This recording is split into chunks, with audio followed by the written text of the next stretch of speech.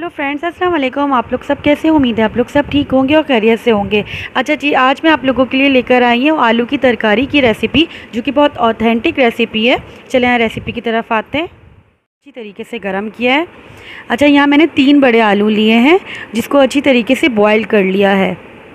अच्छा, यहाँ तेल में मैंने मेथी दाना, कलौंजी, राई दाना और ज़ीरा, ये सब ना हाफ टेबल स्पून मैंने इसमें डाला है, क्योंकि 3 मेरे पास बड़े बड़े आलू थे। अच्छा, आलू को मैंने उबाल लिया था अच्छी तरीके से और उसको छील लिया था। अगर आप लोगों को बगैर छीले भी इस्तेमाल करने हैं तो छिलके के साथ भी कर लें। अच्छी तरीके से पहले उसको धो लीजिएगा।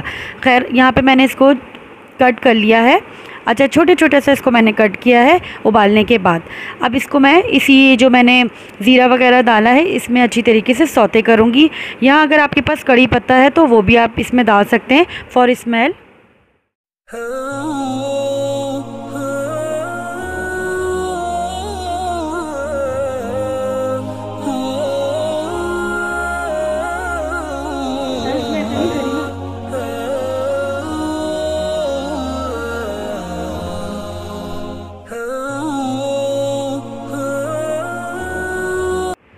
अच्छा जी, यहाँ पे स्पाइसेस में मैंने लाल पिसी हुई मिर्चें 1 खाने का चम्मच, पिसा हुआ धनिया आधा खाने का चम्मच, पिसी हुई हल्दी 1/4 टीस्पून मैंने लिया है। गरम मसाला हस्बे जायका है 1/4 टीस्पून मैंने लिया है। आप आगे पीछे कर सकते हैं। और नमक हस्बे जायका है। खैर, और इसको मैंने अच्छी तरीके से ना सारे स्पाइस डाल के अच्छी तरीके से इसको भूना है, ताकि जो ये मसाले हैं वो सब आलू में जब्स हो जाएँ, क्योंकि आलू ऑलरेडी बॉयल हैं और फुल डन है कुक ना, फुल बॉयल है। ये हाफ़ डन मैंने नहीं किया, फुल ही कुक है।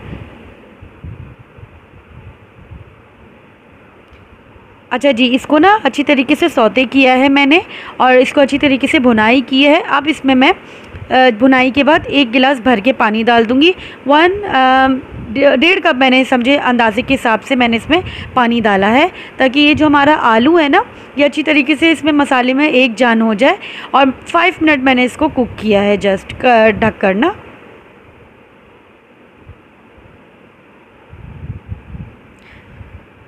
अच्छा जी, ये 5 मिनट कुक करने के बाद आप इसका लुक देख सकते हैं कि अच्छी तरीके से ये जब्स हो गया और इसका मसाला भी आलू के अंदर अच्छी तरीके से चला गया है। अब मैं चम्मच की मदद से आलू को अच्छी तरीके से और ना तोड़ दूंगी, मैश कर दूंगी। ये भुर्ता नहीं बनाऊंगी, बस हल्का सा मैश करूंगी कि इसके थोड़े थोड़े से चंक्स रह जाएँ, जो कि वो पूरी के साथ जब हम खाते हैं तो थोड़ा थोड़ा टुकड़ा जो होता है वो अच्छा लगे मुँह में आए। ज़्यादा भुर्ता नहीं करना है, थोड़े से इसके चंक्स हमें रहने देना है।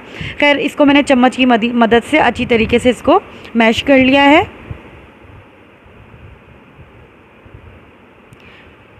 अच्छा जी, यहाँ पे आप अगर मिर्चें वगैरह ज़्यादा ही रखें तो वो आपको पूरी के साथ या पराठे के साथ ये तरकारी खाने में मज़ा आता है, क्योंकि ऑलरेडी जब पूरी होती है और ये पराठा होता है तो इसमें अगर मिर्चें वगैरह कम हो तो वो मज़ा नहीं आता।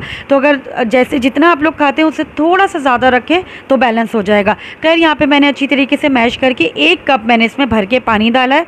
जितनी हमें अपनी क्वान्टिटी ग्रेवी की रखनी है उतना मैंने इसमें पानी डाला है, 1 कप ना। 1 कप पानी डालने के बाद मैं इसको सिर्फ़ और सिर्फ 5 से 10 मिनट पकाऊंगी स्लो फ्लेम पे। ये इसी में गाढ़ा हो जाएगा। ये मैं कोई कॉर्नफ्लावर, कोई दाल, कोई कुछ नहीं डाल ली, जैसे बाहर मसूर की दाल पीस के डालते हैं, मैंने इसमें ऐसा कुछ नहीं डाला है। ये आप इसकी थिकनेस देख सकते हैं, ये इसी में गाढ़ा हुआ है। खैर, यहाँ पे प्लीज़ अगर मेरी रेसिपी आपको अच्छी लगी हो तो मेरे चैनल को लाइक, शेयर एंड सब्सक्राइब कर दीजिएगा।